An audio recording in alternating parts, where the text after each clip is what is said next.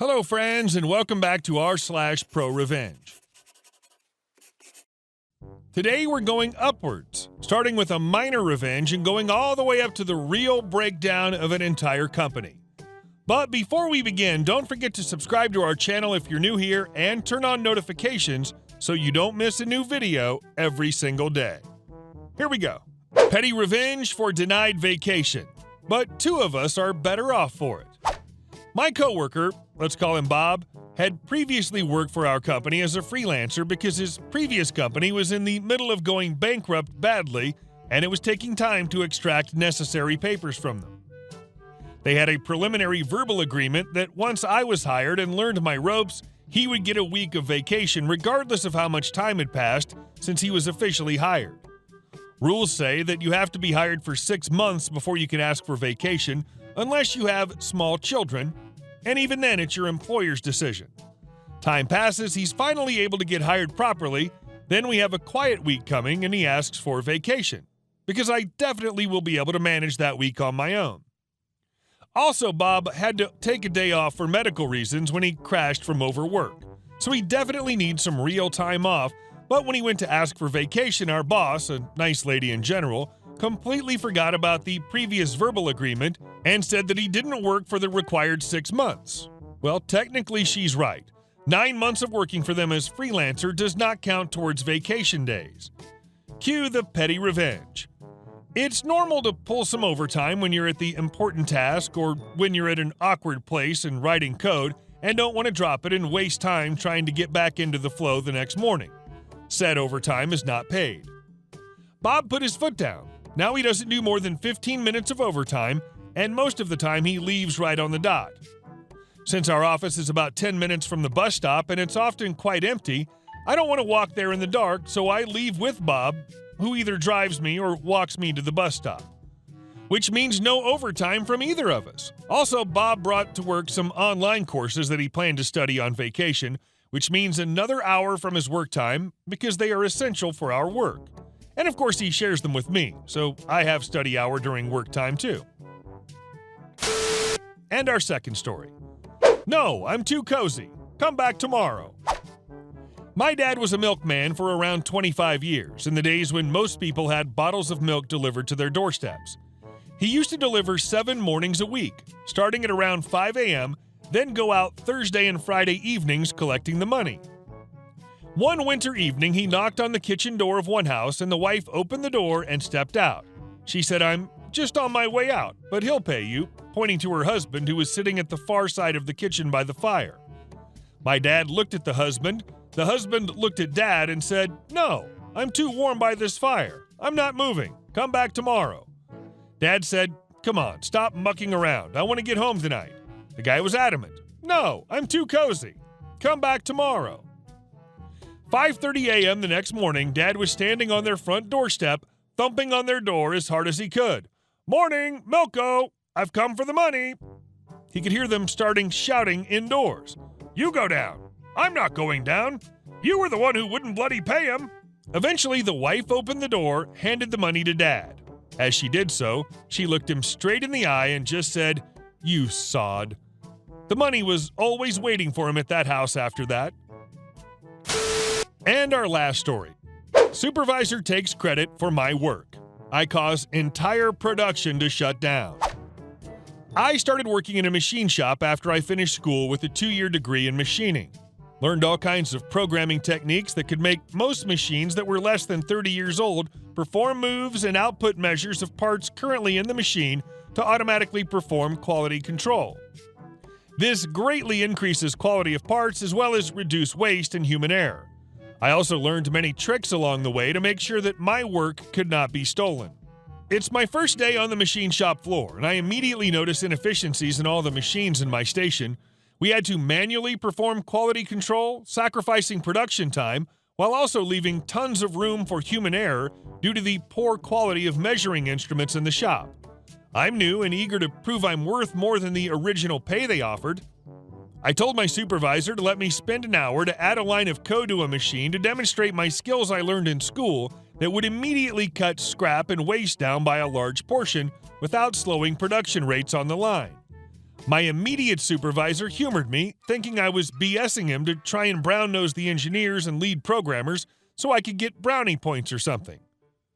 Quick backstory to note, I had 0 experience in a production plant, and said supervisor had 30 years experience in the field. He had a very proud attitude and genuinely worked very hard to learn what he knew. He was decent to work with, but when I asked questions about some of the basics on this machine, like how to get the program so I could edit it, he would block my view of what he was doing and get to the end result quickly without explaining the process. Being new and wanting to learn, I'd always asked to have him show me what he did. He always refused and claimed it was his way of securing his job. Anyway, I programmed the function into the machine in about 2 hours, 40 minutes. And when it comes time to demonstrate the process, it catches a part that is out of tolerances according to the blueprint. I also programmed the machine to output different messages, providing instructions to whoever the operator was on ways to resolve the issue if the part couldn't be salvaged, or to automatically adjust offsets of the tool that machined the feature that was found to be out of tolerances, and rerun said operation, and recheck said feature to ensure quality. All of these functions were performed automatically without any input from an operator.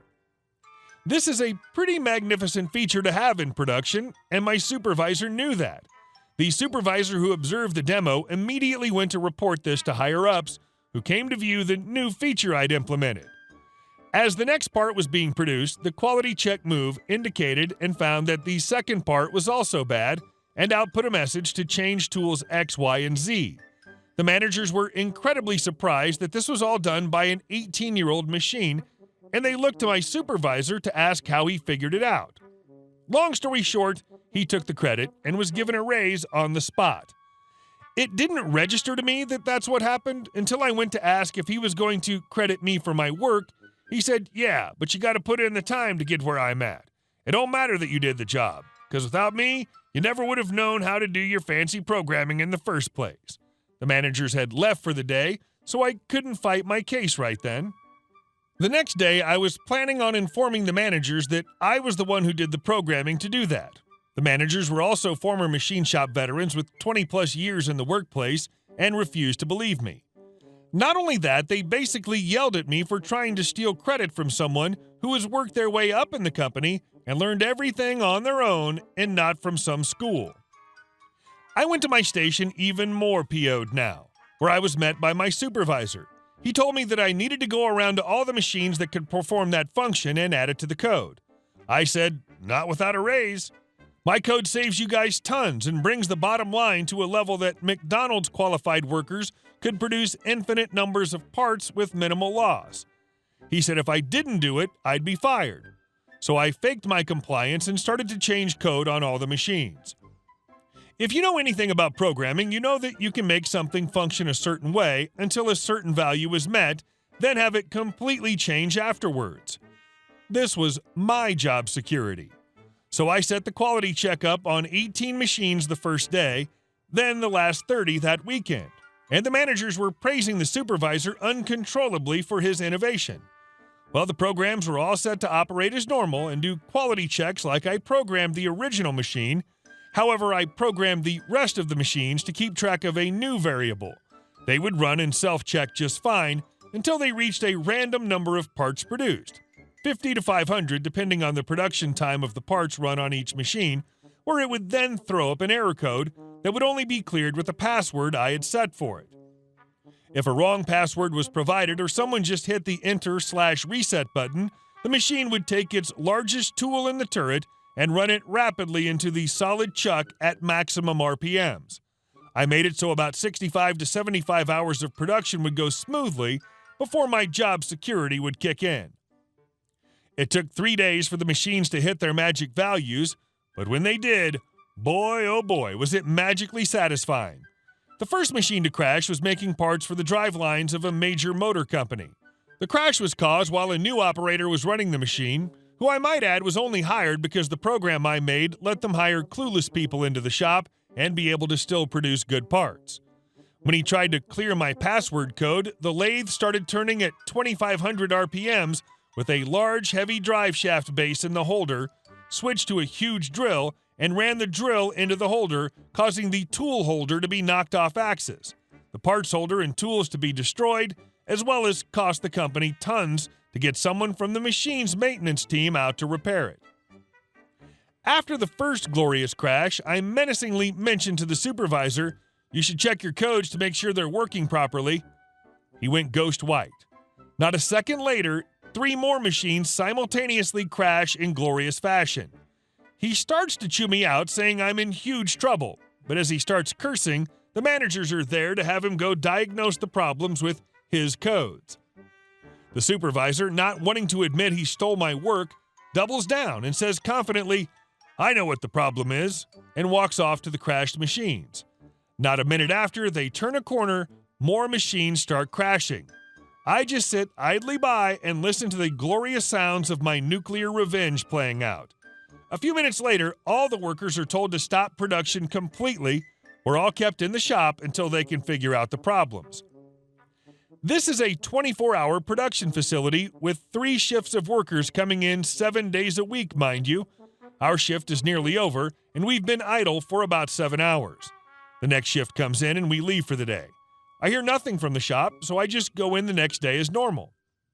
Turns out they tried to fire machines back up during the night shift, and 18 more machines crashed like the others. The plant did a formal layoff of most of the workers the next week as they were hemorrhaging money from all the damaged machines on top of labor paid without any production. We filed a class action suit against the company for unemployment, lost vacation time, dangerous work conditions due to the severity of the crashes, etc. The company went bankrupt from the lawsuits and losses in production/machine repairs. The guy who took my credit was obviously fired and had an article in the paper about him sabotaging the company's production. He obviously told them I was responsible for the crashes, but the company found out that the code to my password program was in his name. They believed he did this out of spite because he was refused a raise the previous year and his threats to them after his last evaluation. Sucks to suck, LOL. Edit. To anyone worried about innocent workers, they were given 2 months severance pay on top of being able to collect unemployment for 16 weeks. The severance pay outlined by the lawsuit took into account all the benefits the employees had before getting laid off. However, most of the employees ended up with the equivalent of about 6 months paid vacation. So there is a happy ending. Hey guys, thank you all for watching the video. I'll see you in the next one.